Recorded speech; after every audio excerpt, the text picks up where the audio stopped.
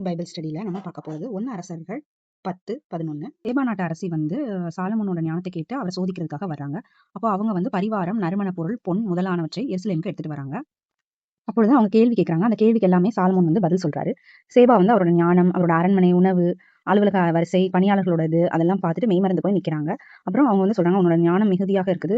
உங்க மனைவி, உங்க பணியாளர்கள் எல்லாருமே வந்து பேர் பெற்றவங்க" அப்படின்னு சொல்லி ஆண்டவர போற்றுறாங்க. அதுக்கப்புறமா 4800 கிலோ பொன்னையும், கற்களையும் வந்து பரிசாக சாலமோன் அவங்களுக்கு குடுக்குறாரு. அவருடைய அரியணை வந்து பயங்கர பிரம்மாண்டமா இருந்தது. அதுக்கு 6 படிகள் இருந்தது. அதுல வந்து தலை வந்து காளையோட தலையையும், அதோட கைப்பிடி வந்து சிங்கமும் இருக்கிற மாதிரி இருந்தது. ஒவ்வொரு படியிலயும் 2, 2 சிங்கமாக 12 சிங்கம் இருந்தது.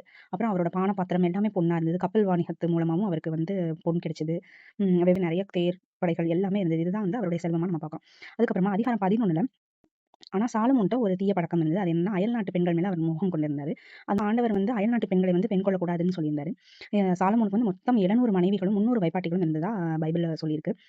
சாலமோன் வந்து அவருடைய முதுமை காலத்துல அவருடைய பெண்கள், அதாவது அவருடைய மனைவிகள் மூலமாக வேற்று தெய்வங்களுக்கு அவரும் வந்து உடன் போக ஆரம்பிச்சாரு. சீதோன் தேவதை அஸ்தரோத்து, அம்மோனியரின் அருவருப்பான மில்கோம், மோவாபியரோட கெமோசு, அம்மோனியரோட மொளேக்கு ஆகியத வந்து அவர் வழிபட ஆரம்பிச்சாரு. அதனால ஆண்டவர் 2 முறை அவருக்கு காட்சி அளித்தாரு. ஆனாலும் வந்து அவருடைய இதயம் வந்து விலகி போயிருச்சு கடவுள்ட்ட இருந்து.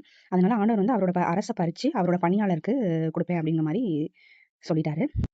ஆனா ஆண்டவருக்கு எப்பவுமே தாவீது ஸ்பெஷல்ங்கிறனால, என் அடியான் தாவீதின் பொருட்டு மட்டும் எருசலேமின் பொருட்டும் ஒரு குலத்த மட்டும் நான் விட்டு வைப்பேன் அப்படிங்கிற மாரி சொல்லுறாரு. முன்னொரு காலத்துல தாவீதுக்கு வந்து ஒரு பகையாளி இருந்தாரு. அவர் பேரு அதாது. அவர் வந்து ஒரு ஏதோமியர். அப்போ தாவீதோட படைத்தலைவர் வந்து யோவாபானவர் வந்து அதாது கூட போராடி ஏதோமியரை விரட்டினாரு. அவங்க எல்லாருமே எகிப்துக்கு தப்பி போயிட்டாங்க.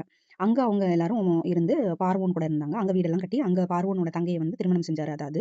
அவருக்கு ஒரு மகன் கெனுபத்துன்னு பிறந்தாரு. தாவீது, யோவாபு இறந்துட்டாங்கன்னோனே அவர் வந்து பார்வோன்ட்ட நான் வந்து என்னோட ஊருக்கே திரும்புறேன்னு சொல்லிட்டு அவர் வந்து திரும்ப வராரு. அவர் வந்து சாலமோனுக்கு எதிராக கிளர்ச்சி செய்றாரு. அதேபோல இன்னொரு இடத்துல கடவுள் வந்து எலெயாதாவோட மகன் ரேசோன் என்பவரையும் தாவீது காலத்துல எழும்பச் செய்து தமஸ்கு நகர்ல குடியேறி போகச் செய்றாரு. சாலமோனோட பணியாளர் ஒருத்தர் வந்து இருப்பாரு. அவரோட பெயர் வந்து யெரொபெயாம். அவர் வந்து எப்பிராயீமில் உள்ள நெபாற்றினோட மகன். அவர் அவங்களோட அம்மா வந்து ஒரு கைம்பெண்ணா இருப்பாங்க. அவங்க பேர் செருவா. சாலமோன் வந்து தாவீது நகர பழுது பார்க்கிறாரு. அப்ப யெரொபெயாம் வந்து கட்டாய வேலையெல்லாம் பார்க்கிறவங்களோட கண்காணிப்பாளரா அவரா இருக்கிறாரு.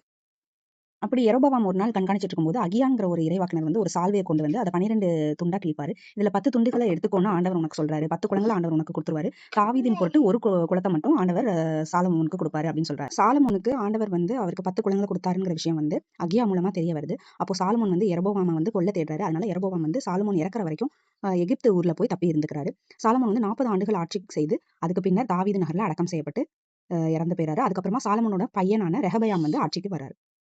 இததான் வந்து நம்ம 11வது அதிகாரத்துல பார்க்கிறோம்.